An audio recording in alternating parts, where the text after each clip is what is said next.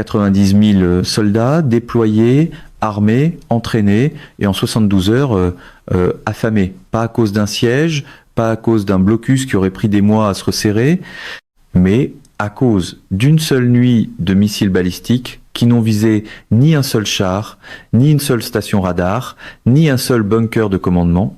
Ils ont visé la nourriture.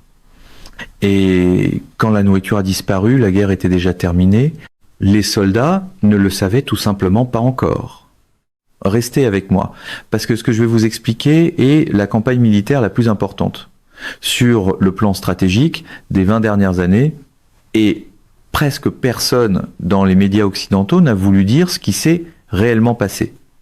J'ai passé ma carrière dans la doctrine militaire, la planification opérationnelle et le type d'analyse qui se fait dans des salles où le public n'est pas invité.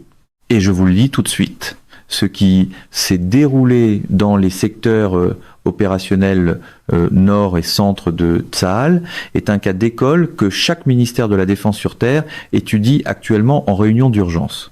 Pas à cause des missiles, mais à cause de ce que les missiles ont frappé et de ce qui est arrivé à 90 000 êtres humains lorsque la chaîne d'approvisionnement qui les maintenait aptes au combat a tout simplement cessé d'exister. Avant de décortiquer cela sur le plan opérationnel, il faut comprendre quelque chose. Aujourd'hui, nous allons entrer profondément dans les mécanismes, mais il faut d'abord voir la différence entre la manière dont les guerres se terminent réellement et la manière dont on nous dit qu'elles se terminent. Dans les films, dans les points de presse, dans les discours politiques, la défaite a l'air dramatique, des drapeaux qui descendent, des commandants qui signent des documents, des colonnes de véhicules qui battent en retraite sous l'œil des caméras. C'est presque jamais comme cela que ça se passe au niveau opérationnel. Ce qui se passe réellement est plus silencieux, plus lent et beaucoup plus dévastateur. Les unités cessent d'avancer. Les opérations offensives sont suspendues indéfiniment. Et ce mot, indéfiniment, pèse très lourd dans les communications officielles. Les périmètres défensifs se contractent, les positions avancées sont abandonnées pour des raisons décrites comme des ajustements tactiques. Et quelque part, dans un centre de commandement logistique, un officier regarde un tableur qui indique que la force dispose de 7 jours de nutrition apte au combat et d'aucun calendrier réaliste de réapprovisionnement. Voilà à quoi ressemble la reddition à l'époque moderne.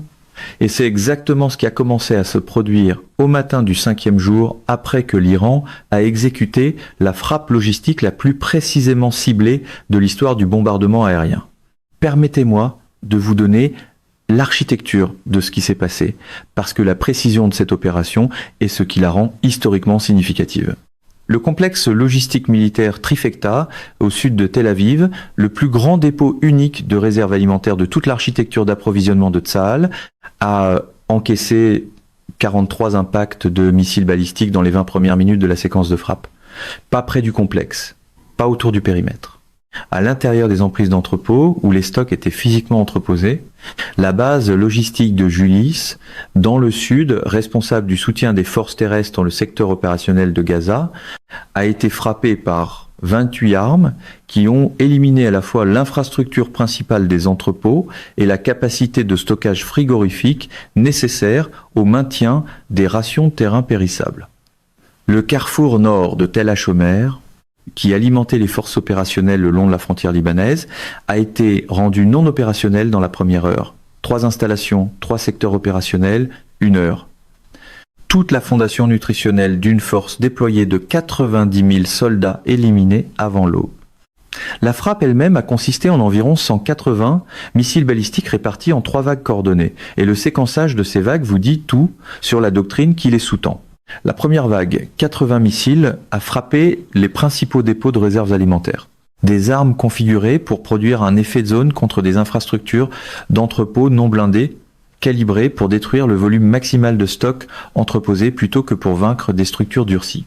La deuxième vague, 60 missiles, a ciblé spécifiquement la chaîne du froid.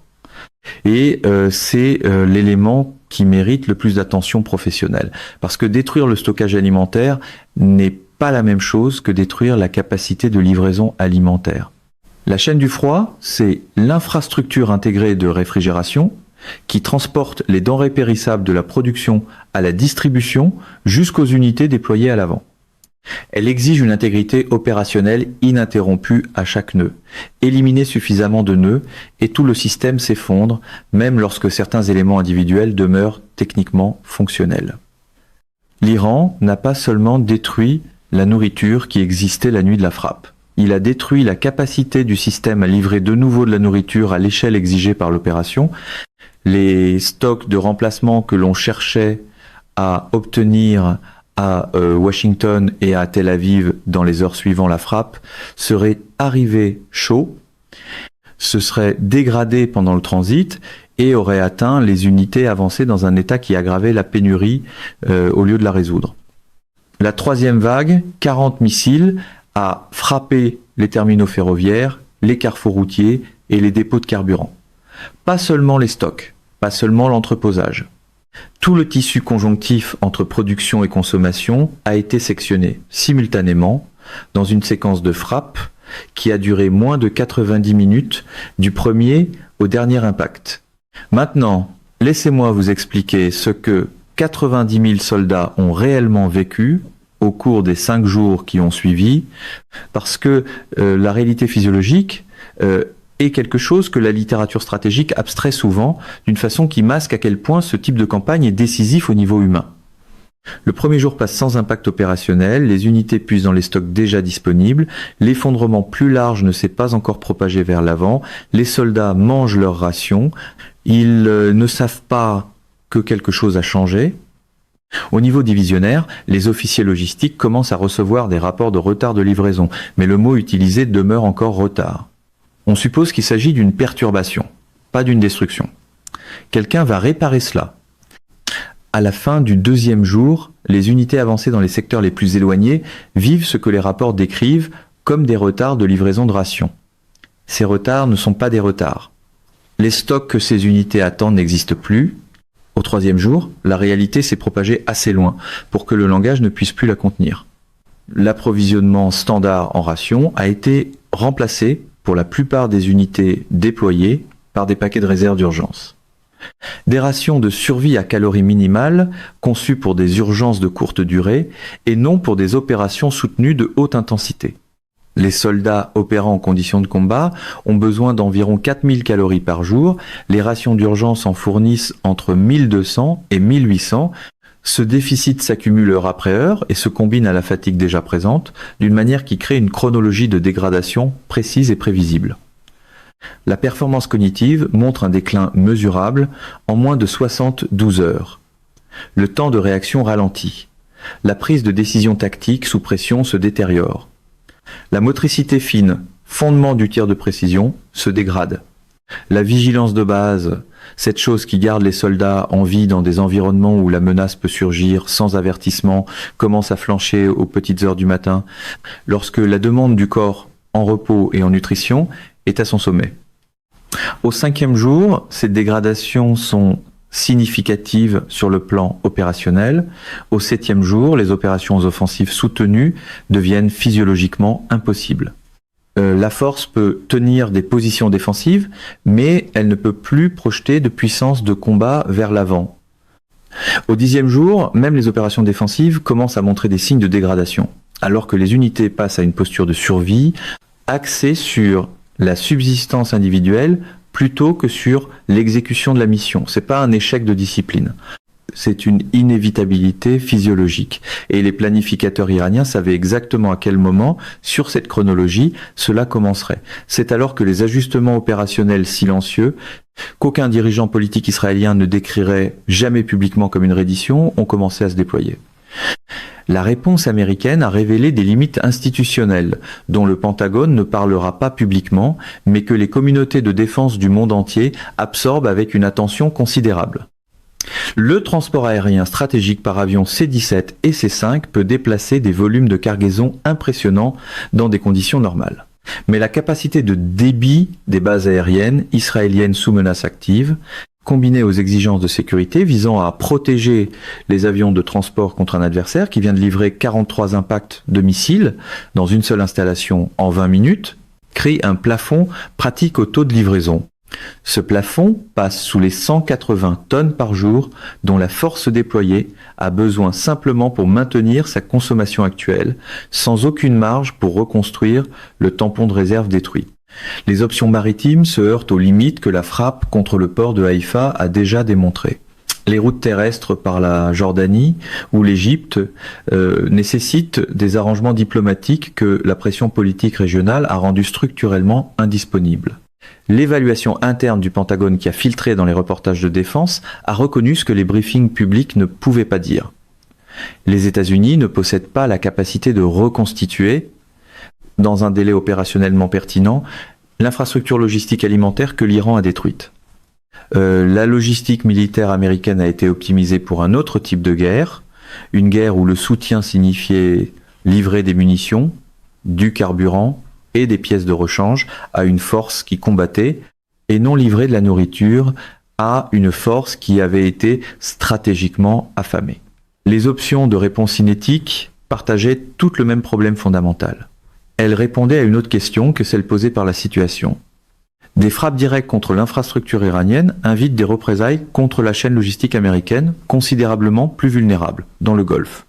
Une pression navale accrue invite des scénarios de fermeture du détroit d'Ormuz que l'économie mondiale ne peut pas soutenir. Des transferts d'armes supplémentaires ne peuvent pas remplacer la nourriture, quel que soit leur degré de sophistication. L'échelle d'escalade sur laquelle la planification stratégique américaine s'appuie depuis des décennies n'a pas d'échelon qui résolve un problème de famine. Je veux dire quelque chose sur la culture stratégique de l'Iran que l'analyse occidentale déforme constamment. La patience nécessaire pour identifier la logistique alimentaire comme la vulnérabilité décisive dans la structure de force déployée de Tsahal, puis pour attendre le moment opérationnel où sa destruction produirait l'effet maximal, n'est pas le produit d'une seule décision. C'est le produit d'une culture institutionnelle façonnée par des décennies d'opérations dans des conditions de pression extrême, de sanctions, de désavantages capacitaires asymétriques et d'ingérence extérieure. Ces conditions, conçues en partie pour dégrader la capacité militaire iranienne, semblent avoir plutôt produit une institution dotée d'une clarté inhabituelle sur ce qui détermine réellement les résultats stratégiques, par opposition à ce qui produit des apparences impressionnantes de capacité. La plupart des institutions militaires, si elles avaient eu la capacité technique de mener une frappe de cette ampleur, l'auraient employée contre des cibles plus prestigieuses, des bases aériennes, des centres de commandement, le genre de cible dont la destruction produit des photographies spectaculaires et une forte réaction politique. L'Iran a plutôt choisi de frapper là où l'effet stratégique était le plus grand, plutôt que là où l'effet visuel était le plus fort. Cette discipline renonçait à l'impressionnant au profit du décisif et la signature d'une institution qui se bat pour gagner plutôt que pour être vue en train de gagner. En 30 ans d'analyse de campagne militaire, cette qualité est plus rare que n'importe quelle capacité technique. Maintenant, permettez-moi d'aborder ce que je crois être l'implication à long terme la plus importante de cette campagne. Ce que l'Iran a démontré n'est pas simplement une nouvelle tactique. C'est la preuve opérationnelle d'une thèse stratégique qui existe dans la littérature militaire depuis des décennies, mais qui n'avait jamais été démontrée à grande échelle contre une force moderne, lourdement soutenue. La thèse est celle-ci: les armées modernes sont devenues si exigeantes sur le plan logistique, si dépendantes d'un réapprovisionnement continu en consommables spécialisés, si optimisées pour des opérations à haut tempo exigeant un débit logistique soutenu, que le système logistique lui-même est devenu une cible plus décisive que le système de combat qu'il soutient. Détruisez le système de combat et la force se dégrade. Détruisez le système logistique et la force cesse d'exister comme entité apte au combat en quelques jours. La deuxième option n'est pas seulement plus décisive. Dans de nombreuses architectures militaires contemporaines, elle est considérablement plus facile à exécuter parce que le système logistique est plus vaste, plus dispersé, moins durci, plus bas dans la liste des priorités, des actifs défendus, et optimisé pour l'efficacité plutôt que pour la survivabilité, Chaque ministère de la Défense qui mène actuellement des évaluations internes se pose la même question. Si un adversaire appliquait ce modèle à notre architecture logistique, combien de temps pourrions-nous soutenir des opérations déployées? Dans la plupart des armées qui mènent ces évaluations, les réponses se mesurent en jours ou en semaines plutôt qu'en semaines ou en mois. Pour la Russie et la Chine, les implications sont immédiates.